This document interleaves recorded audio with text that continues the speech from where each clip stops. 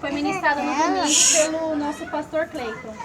Que o texto está em Mateus 7, do 24 ao 27. Eu vou ler então.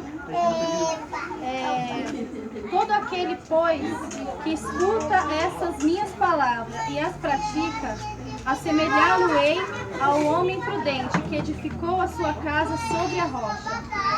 E desceu a chuva, e correram rios, e assopraram ventos, e combateram aquela casa. E ela não caiu, porque estava edificada sobre a rocha. E aquele que ouve essas minhas palavras e não as cumpre, compará-lo-ei ao homem insensato que edificou a sua casa sobre a areia. E desceu a chuva, e correram os rios, e assopraram o vento, e combateram aquela casa, e ela caiu, e foi grande a sua queda. Bom, irmãos, não sei, vocês observaram que aqui, nessa palavra, é Jesus quem está falando. E ele faz uma comparação entre dois tipos de construção. E entre dois tipos de pessoas também, né? Em relação à construção, não precisamos ser mestres em obras, engenheiros, para saber que é necessário um solo forte para construir uma casa. Se alguém aqui hoje fosse construir uma casa, qual é a primeira escolha que vocês fariam? A base. A base, porque o terreno. Primeiro lugar. Ninguém vai construir uma casa sobre um pântano, sobre areia, porque sabe que ali ela não vai ficar segura. E a base também, né? Isso, é verdade. Ou seja, a nossa fé também é assim. Ela tem que ser firmada na rocha. E a rocha, nesse caso, é Jesus Cristo. Glória a Deus. Glória a Deus. E se depositarmos a nossa fé em pessoas ou em outras coisas como filosofias de homens, diagnósticos médicos, enfim, a nossa fé ela não pode ser depositada em outra coisa que não seja Deus, a sua palavra e da sua infinita sabedoria. Então, assim, se depositarmos a nossa fé em pessoas ou outras coisas, seremos facilmente abalados. Então não podemos deixar que Satanás nos engane, pois esse é o interesse dele, que a gente construa a nossa casa em terreno frágil, porque assim ele sabe que nós vamos cair facilmente. E esse é o interesse dele. Né? E Jesus também faz uma comparação sobre as pessoas. As pessoas que ouvem a palavra e as pessoas que ouvem a palavra e as praticam. Existe uma grande diferença. Grande diferença. Né? Que ouve por ouvir e a que ouve e vive o que ouve. É verdade. Então, assim, hoje em dia, até mesmo dentro da igreja, a gente tem fácil acesso a todo tipo de informação, internet, livros, a Bíblia, a gente pode ler a qualquer momento, certo? Mas viver aquilo é diferente. Então é isso que Jesus quer, que a gente não só tenha conhecimento da palavra, mas que possamos assim viver. Não só de ouvir falar, mas com ele andar, né? Com ele andar.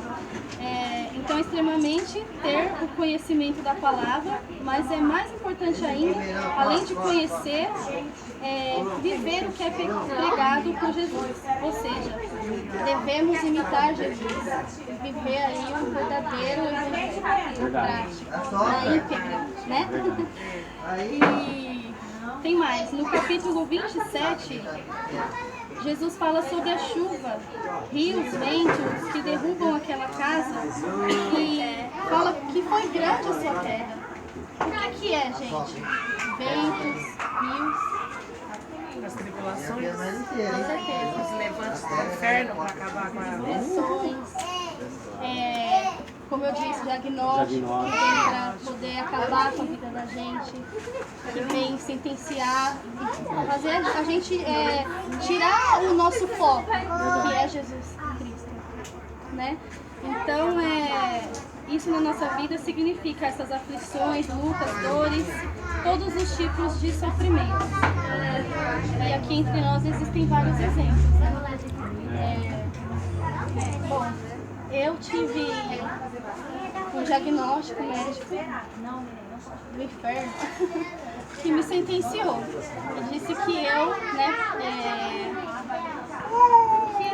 que eu tinha um tumor cerebral, que nada poderia ser feito, que eu tinha que me conformar, que eu viveria ali no máximo alguns anos e não poderia ser feito nada, porque se ele fosse operar, que é um tumor cerebral na minha cabeça, se eles fossem operar, eu ia ficar ou na mesa, ou ia ficar com graves sequelas, não ia andar, não ia falar, não ia fazer mais nada.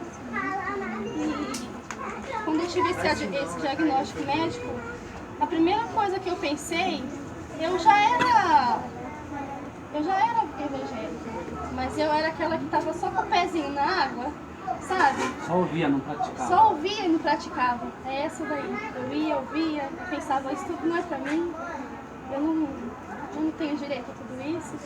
Mas enfim, eu não aceitei aquele diagnóstico médico, porque se eu tivesse aceitado, eu não minto pra vocês, nos primeiros dias, uns 4 ou 5 ou até mais dias, eu fiquei dentro de um buraco, pensando em fazer coisas terríveis, até em relação à minha própria vida.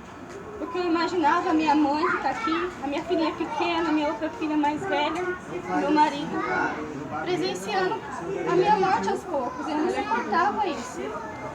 E eu sabia que era pecado, mas eu pensei em abreviar tudo isso, tirar minha própria vida. Mas Deus é fiel. Glória a Deus, Ele é fiel. E eu decidi então firmar minha fé na rocha, que é Jesus. E Ele que me deu esperança. E eu dizia para mim mesma, não vai acontecer isso comigo, eu não vou morrer, essa doença não é para minha enfermidade, vai ser para a honra e glória de Deus, eu confio, eu acredito.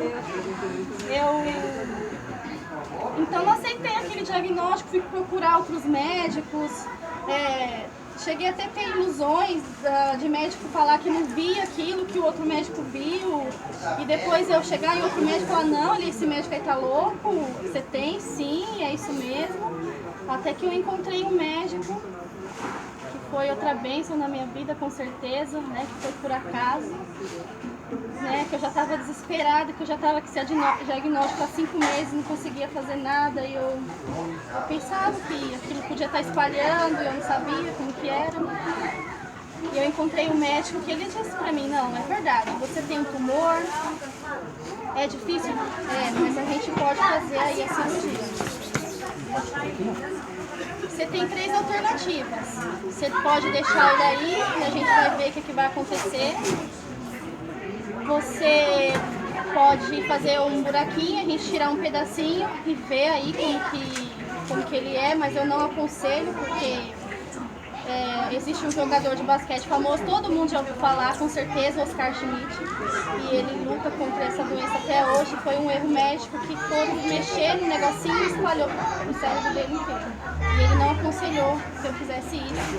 E falou assim, vamos tentar então fazer a cirurgia. E eu falei, eu tô pronta, vamos fazer a cirurgia. Eu creio, eu confio e eu acredito em Deus e eu vou firmar minha fé na rocha.